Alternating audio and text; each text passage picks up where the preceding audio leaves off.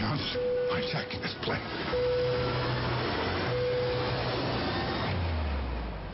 At the movies this weekend, the high-flying thriller Nonstop landed third at the box office, bringing in more than $15 million. It's the story of a U.S. Marshal trying to uncover a killer thousands of feet in the air. Boy, your hand's cold, Mr. Peabody. Sherman, that's not my hand.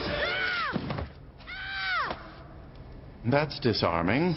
An animated romp through history claimed the second spot. Mr. Peabody and Sherman brought in more than $32 million in its opening weekend. We chose to die on our feet rather than live on our knees. And conquering everyone was the high adrenaline historical epic 300 Rise of an Empire. The hotly anticipated sequel crushed the competition, raking in over $45 million. Hey, look, it's Jason. Jason, how you doing? 300 sequel. Woo! I'm betting that there were no shirts in this movie. None. Not only were there no shirts, but people moved very slowly while they were killing each other. Oh, it's all slow motion, is it? Yeah, so we were joking when we were watching it that if you actually played the film at its full speed, it would be about 15 minutes long. But look, okay, here's the shtick. If you saw the first 300, you had Zack Snyder sort of come out with this. Now Zack Snyder's doing stuff like Superman. He's like doing the next Superman and Batman. He produced this and co-wrote it based on a Frank Miller graphic novel conception.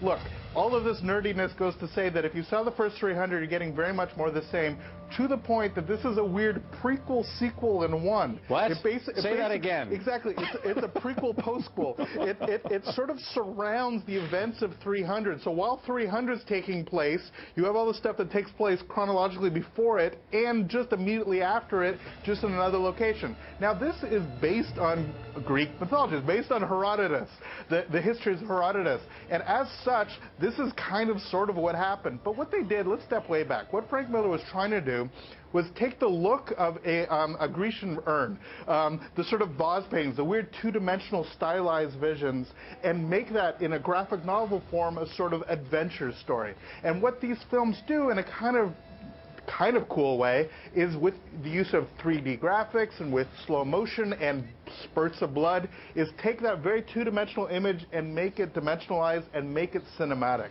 So look, it's pretty much as good as the first 300. I don't know many people that are clamoring for another sequel, but it is called 300. It's called 300 Rise of an Empire, but it's really the rise and the continuation. And so look, it's about Themistocles. You get to say Themistocles a lot. There's all kinds of really cool stuff going on. Yes, there's lots of abs. Yes, there's lots of 3D half-naked people, and there's a whole bunch of swords coming at the screen and blood splattering. So if you like that sort of thing, it's a film worth seeing. Look, if you're ever going to see this movie, see it on the big screen in 3D or in an IMAX, because the entirety of the experience is to see it that way. There's not a lot going on in terms of story. Well, not much time left, but we're going to switch from Themistocles to Stalingrad. Right. How was that? Another big thing. So here's a film that was the biggest hit in Russia. It tells us the story of an incredibly important historical battle. Again, a big bombastic thing that was playing in limited places throughout the country in IMAX. If it's still playing, it's definitely worth seeing just to see another take. It's propagandistic. It's really big, but it's worth seeing if you can have a chance to see it on the big screen. A reminder, we can follow you at Filmfest_CA. Jason, thanks very much, and have a great week. All the best, Scott.